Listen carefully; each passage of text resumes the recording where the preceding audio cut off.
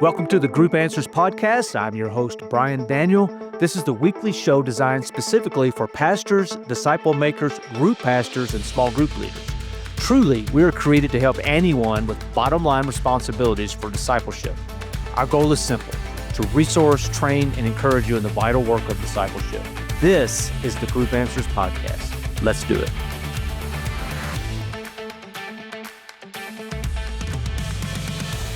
Welcome back to the show, everybody. This is high energy, and the highest of energy. And I just want to take a minute here to welcome Executive Director of Lifeway Research, Scott McConnell. Scott, I don't know why it has taken this long for me to think, yeah, Scott would be great for our listening audience, and just to talk about stuff. So, how's everything going in Nashville for you? You guys moving through summer relatively quickly? Has the heat broke yet?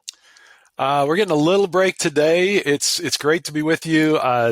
Summer heat in Nashville is brutal. I'm very envious of your low humidity. As I just stay inside in the air conditioning.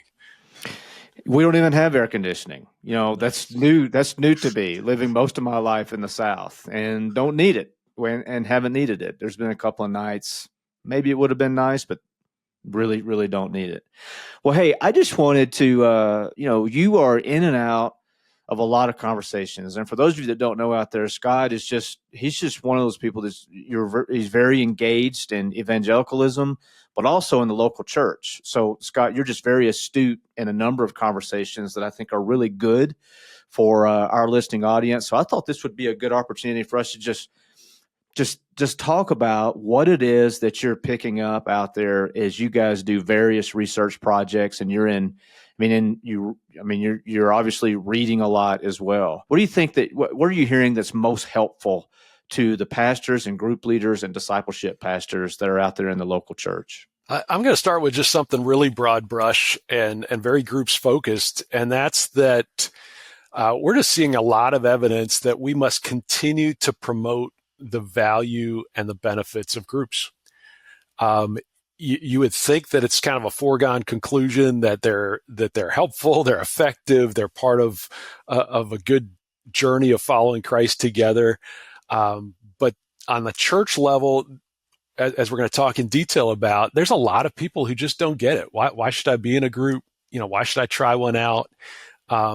So too many churches are just underestimating the need to promote the value of groups and to create that conversation and to talk about that value. And then even within our groups, it's so easy for us to get focused on the week to week, and we lose sight of the bigger goals that we're trying to accomplish, and to just kind of be recasting that vision. There are a lot of groups that can kind of stagnate on the vine a little bit just because they're not focused on where we're headed and what we're trying to do together, so that today's activities may not actually be helping with those long-term goals. All right. So, that is pretty broad, and it seems like you're talking about at the macro level, just the simple matter of communication and just just keeping it in front of everyone. But beyond that, are there gaps in that communication that you would point out? The first gap is just creating an expectation. We've seen coming right out of COVID, we did a survey that showed, as we surveyed churchgoers, when they described their church as a church that said, hey, every adult ought to be in a group, more of those people said they personally were in a group.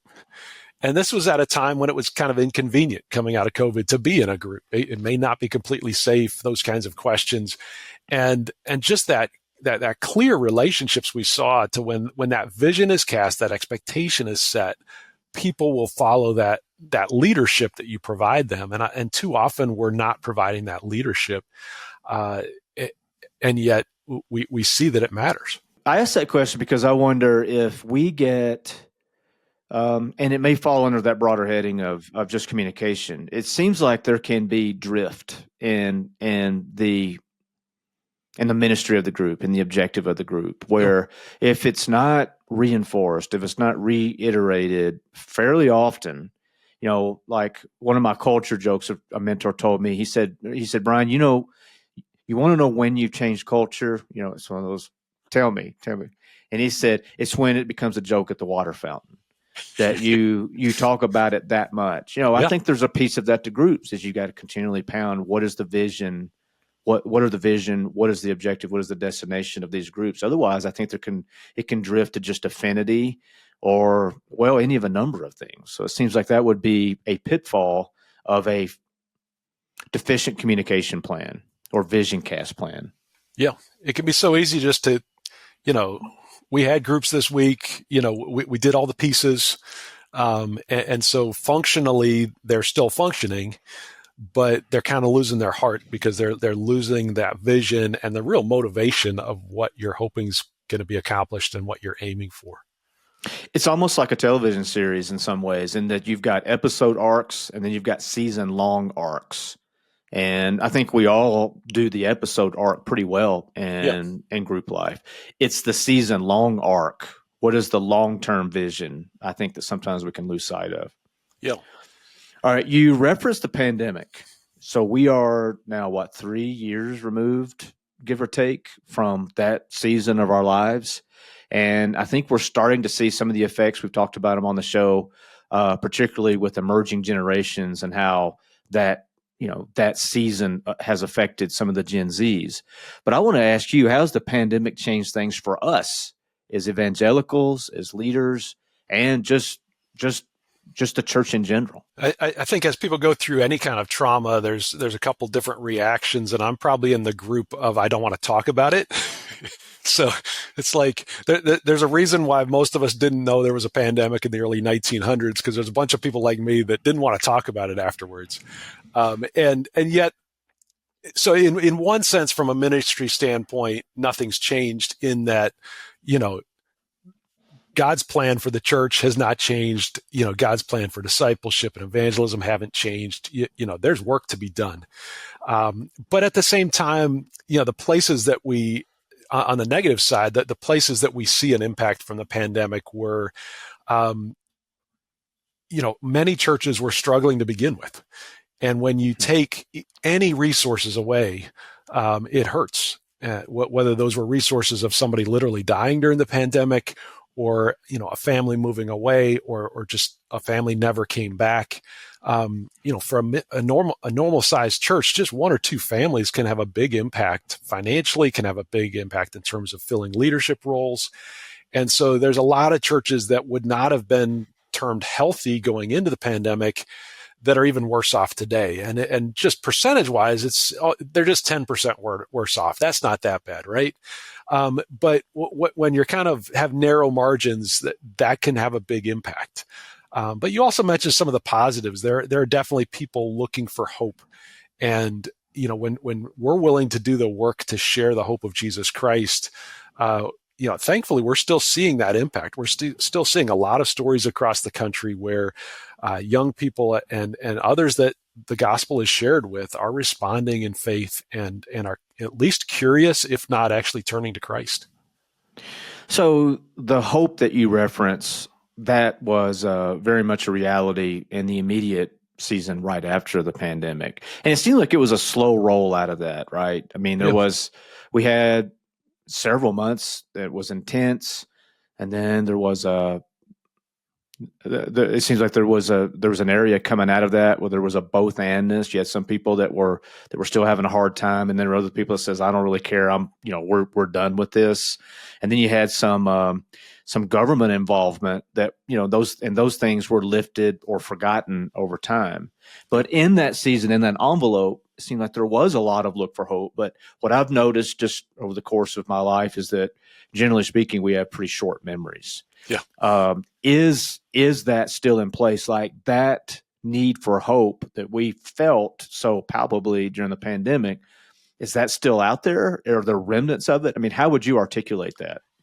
Yeah, I think people are looking for hope, but the nudge is coming from a different place. It's not from the pandemic anymore. It's from not being happy with how things are happening in our country in one way or another. Or, they're seeing businesses fail us. They're seeing government fail us. They're seeing, people just not acting civilly. And so those things really discourage people. And they're like, is there a better way, and who has the answers to some of these problems in life? And that's where the church constantly has to be coming back to being a place where that message is being shared on a regular basis. So I want to ask you, so let me ask you this way and then we'll move on. But in terms of the remnants of the pandemic, that, 1.5 to 3 years, I guess, is what it's going to end up being on the scorecard. What do you see? Like, obviously, remote work is one of those things that seems to be with us. Now, a lot of organizations are going back to the office, but the idea of having much more flexibility was something that we had to do during the pandemic, and it's sticking with us. Is there anything else that comes to mind in the world of church leadership and discipleship that you see as a remnant of the pandemic that's probably not going to go away? Definitely some technology things of streaming services and posting videos of your services online and things like that. Whether it's a sophisticated thing or it's just Facebook Live, those are things that most churches have continued to do, and so those are new elements of ministry that they learned very quickly during the pandemic that I don't think are going to go away. Online giving, things like that definitely some churches were already doing, but we moved to almost all churches doing those things, and so that's where we see it the most. But again, core ministry has not changed. The Bible's still the Bible. The hope that we have in Jesus Christ is still the core of who we are and what we're doing.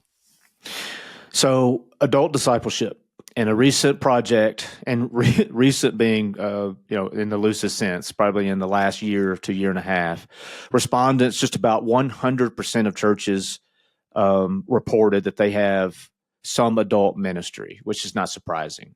In that same survey, 56% of those churches, so closer to 6 out of 10 and 5 out of 10, still use the Sunday school model. I don't know, Scott, if that's necessarily high or low. I guess compared to 10 or 15 years ago, I would say that might feel low. But I just want to ask you, this is a trend question. In terms of trends that you're seeing in adult ministry, what would you, just based on the research and what you're seeing, what are some of those trends, and have you seen those, adult ministry evolve just in this last, decade and a half? The Sunday school term, some of this is terminology and some of it's model, and those overlap a little bit. So people are very open to the Sunday school term, the majority, to describe what they're doing in terms of regular ongoing groups at their church that they're studying the Bible.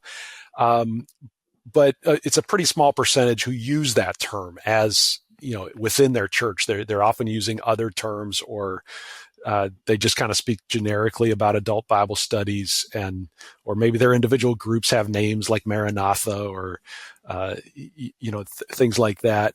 But it's also true that, terminology, you can replace the terminology in your church, but then people still call it what they've always called it.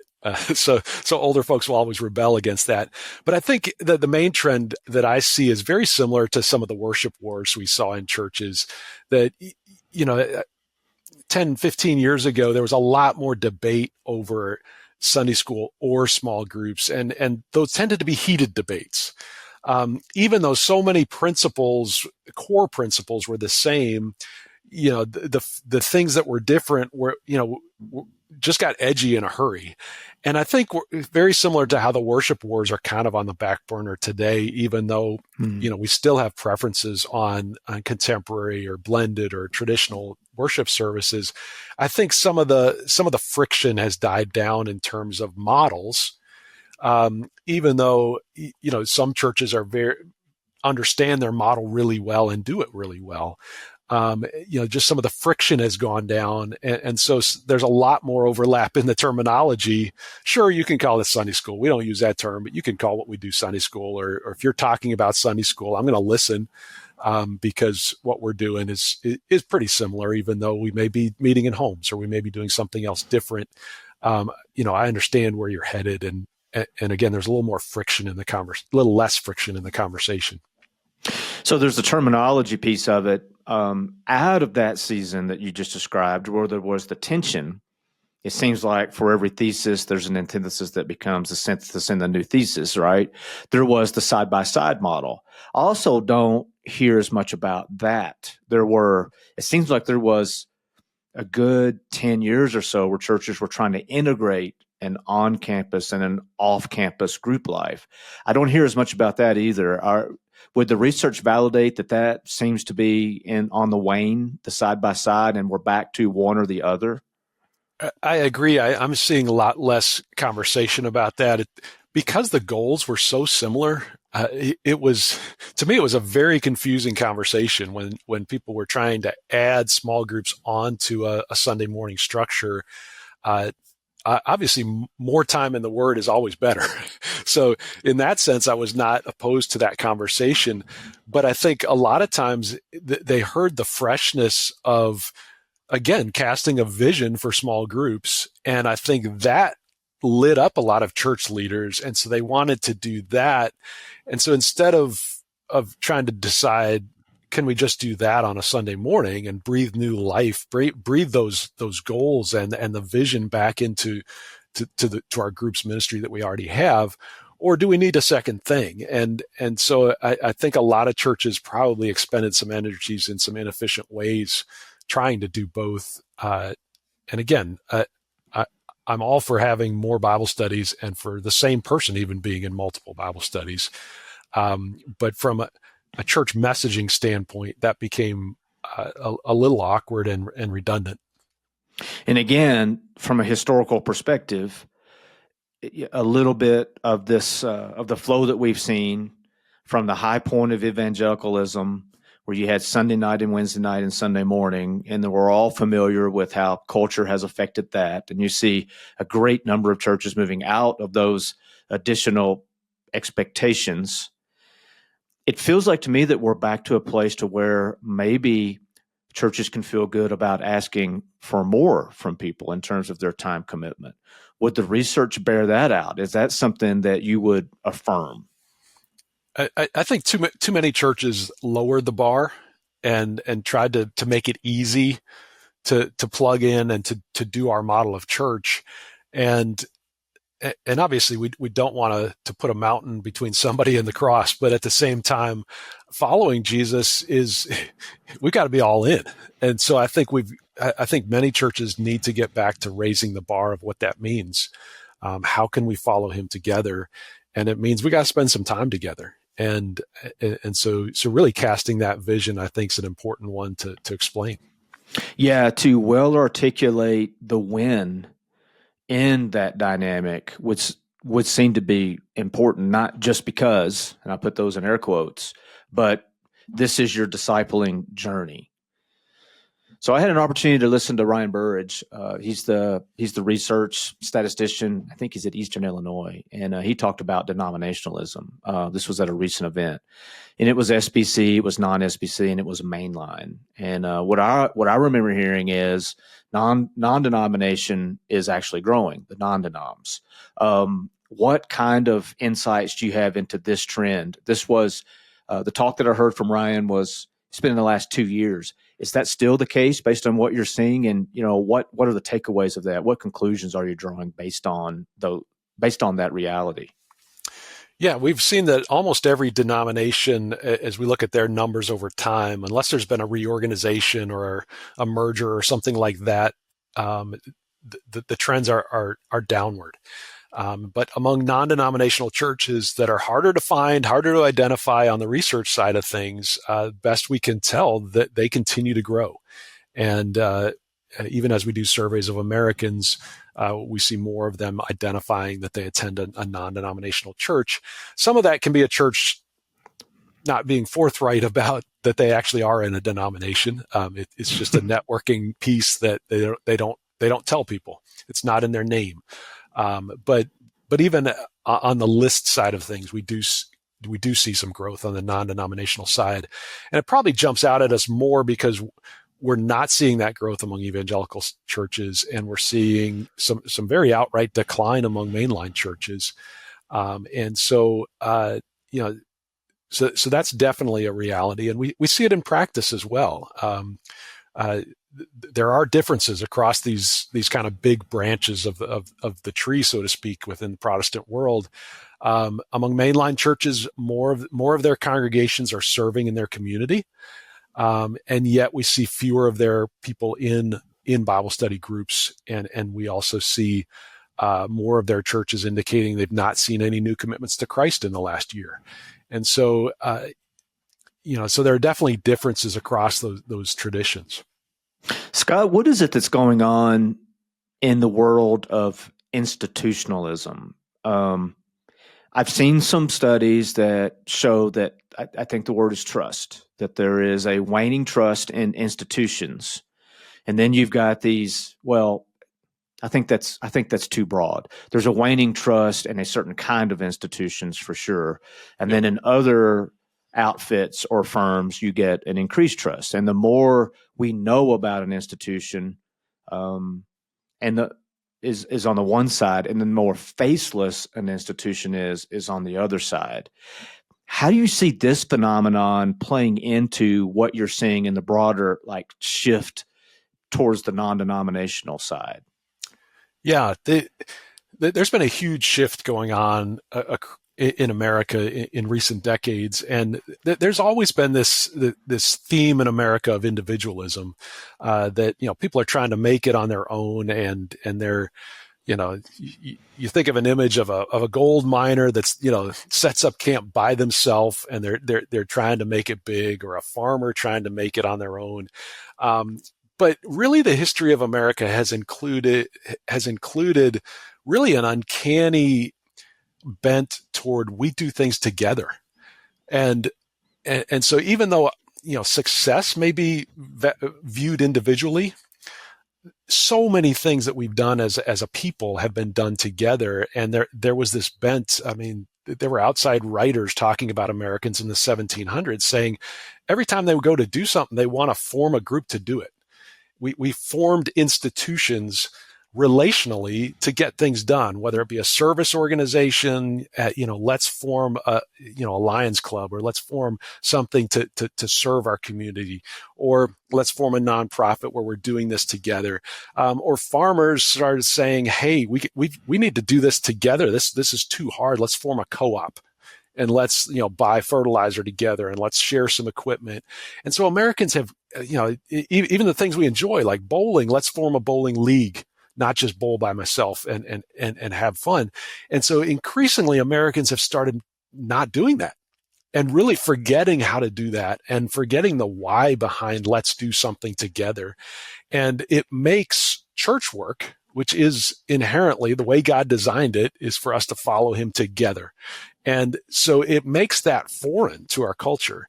And I think, too often individuals are not necessarily connecting with the church, not trusting the church, not trusting pastors of churches, because they no longer value doing things together.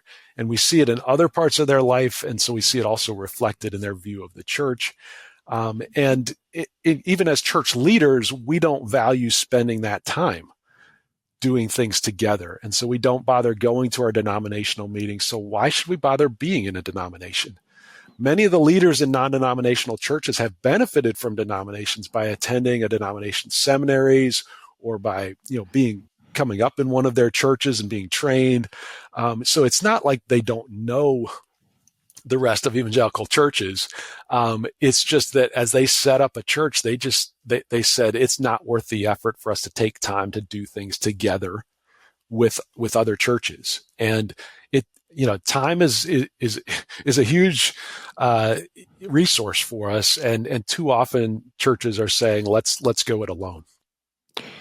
Is this creep? So individualism has always been, like you said, it's always been a part of the ethos. There's the frontier mentality, this manifest destiny aspect, but so has the community aspect. Now, I think, like you used the farmer illustration, you have to go back. It just made sense that farmers I grew up in an agricultural community, and the farmers would all help each other get everything into the barn during the harvest season. Yeah. So the question I have is this just a matter of technology making life simpler for us? and then we are not exercising those communal muscles. And so the muscle groups that are geared towards individualism are becoming, you know, the more dominant, or is there something deeper? How do we get that back? It seems like there's a crawl, walk, run overlay here, that you just start working in community to relearn. I mean, it's in the air. Yep. To relearn how you do that and then go from there, because it does seem like that this is affecting, and maybe this is a part of the group numbers that we're seeing. You know, one of the research when I was prepping to talk to you, half of those in worship are in groups. You know, that's a healthy number, but it seems like, now that's going to vary from church to church. That's on average, right? I know there's some churches that are much higher than that, but it just seems like that we have just forgotten the power of group and community. And I'm just wondering how in the world we recover that. It seems like it's not one thing that you would do to recapture that part of who we are. As we've surveyed pastors through the years across Protestant churches, that percentage that they say of their worship attendees who are in a small group or Bible study group has declined 3 different points in time over the last 15 years. And so, you know, people are not valuing groups, even though we see empirically the value of groups. People who are in groups are following Christ more closely. And so I do think we've got to cast the vision. I think during COVID, that was very, very eye-opening, that we needed to tell people to come back. I think we were shocked we had to do that. That we had to remind people that we are following Christ together. That's not a message we grew up hearing in church. It was just expected. We did it. We didn't say why we did it. And we need to tell the why. And each person has to follow Christ individually in terms of deciding to follow Jesus. That's an individual choice. Nobody can make that choice for you. But once you make that choice, Jesus said, we do it. We love one another. We do it in community with others. That's how we follow him. And so it has to be a culture that we invest in. That's got to be part of, again, those end goals that we're trying to teach people and cast vision for. That has to be in that set, is that we're following Christ together. It makes me wonder if I think a lot of us, we have led in the groups ministry world with this notion of connecting. But in the world we live in today, I wonder if connecting just doesn't resonate. I mean, we are connected constantly, that word. Now, I think you and I would agree, the level of that connection, there's a superficial and a more profound connection that you have, and groups offer the latter, and social media offers the former. But that's nuance. I think there's a lot of people that would go, I'm connected more than I want to be already. I'm not looking for another connection. So back to your point about vision, to cast a vision in a way that couches it within your discipleship and becoming more like Jesus, and the implications of that, as opposed to just connecting at a horizontal level with those around us. Too often people are saying, what's in it for me? Mm-hmm. And again, Jesus' new command to love one another says, let's not even be thinking about that. Your role as a follower of Christ is to invest in others. And that's got to be a regular thing, not a 2 or 3 times a year thing, or a generic thing that I'm just doing in corporate worship that's not relational. All right, I want to ask you just one more question. We've got time for one more. 60% of pastors, when asked about the effectiveness of their discipleship, say that it could be better. Or I think the way that it's put is, of the 3 things that pastors say that they would like to improve on, is disciple making. So you live in the numbers. I mean, you know the statistics, but you also spend a lot of time thinking about the story within the story. So my question here would be, this reaction, this is something that I would like to be better at doing. Does that more point to just the critical aspect of discipleship, and that's something that I always want to be growing in? Is it more saying, I believe we do not do this well? Or is it more along the lines of, I think we could have a more effective strategy what we have in place doesn't seem to be as effective as it could be, or some combination of those. I think pastors are going to recognize probably all of those on some level. This particular question was really asking more about their personal skills in this area. And I think as pastors look around, and we should do this, we should look around and see look for the results of the discipleship work our church is doing.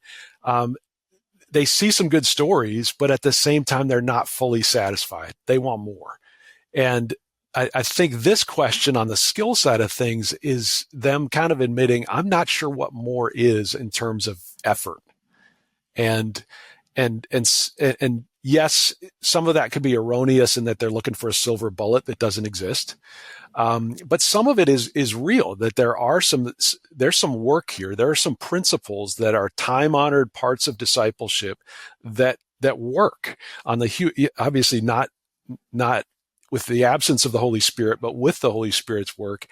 And I mean, I love how, some of Lifeway's leaders like Ken Brady and Mark Croston are teaching those principles all the time. And too often in our churches, we don't have a leader. You mentioned Sunday school earlier, a Sunday school director anymore. We don't have a groups ministry leader whose whole role is to be teaching those principles and keeping those goals in front of people and making sure the little things get done right, because this is hard work. This is persistent, patient work.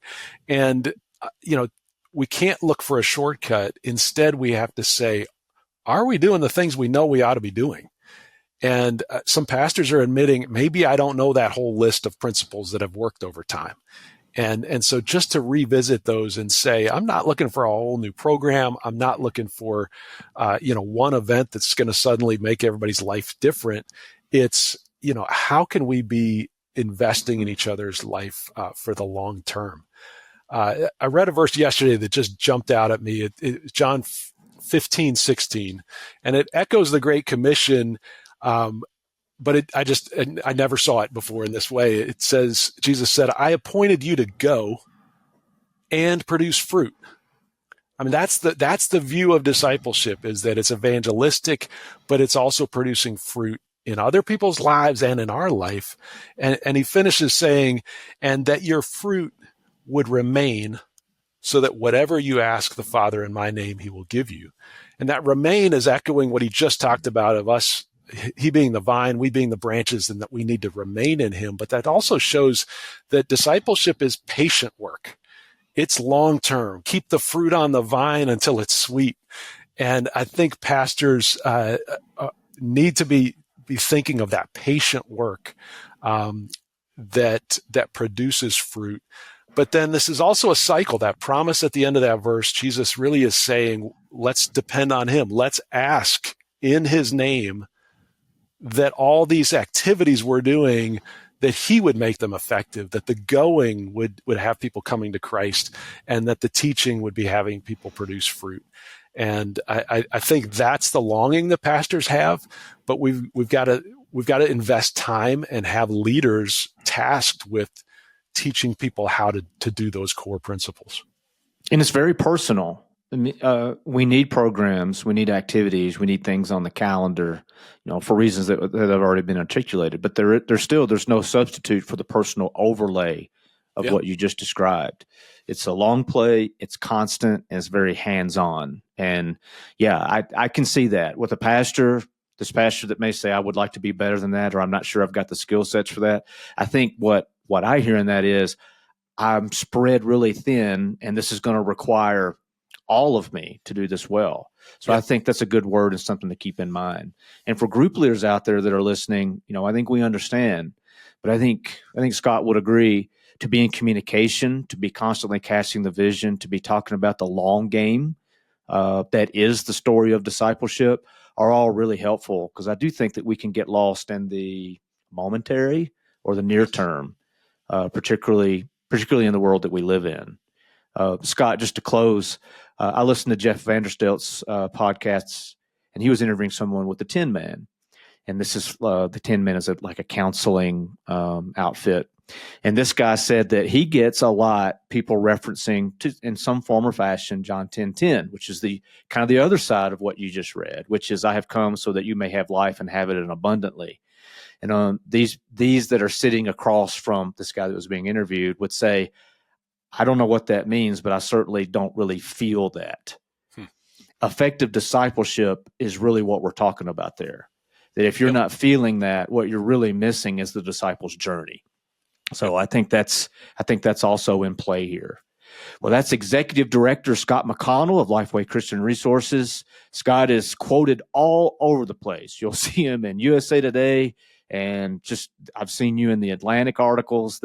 So really a pleasure to have you on today, Scott. Thanks for taking time out of your busy day. I'd also like to thank Nikki Ogden, Angie Elkins, and Donnie Gordon for making the magic happen. That's going to wrap it up for this episode. Thanks for being with us. This episode of Group Answers Podcast was brought to you by our team, executive producer Angie Elkins, producer Nikki Ogden, edited by Donnie Gordon. All episodes are recorded at my personal studio in Evergreen, Colorado, with the help of Riverside FM. Artwork by Lauren Urban. And I'm your host, Brian Daniel. Thanks for joining us, and we'll see you next time on the Group Answers Podcast.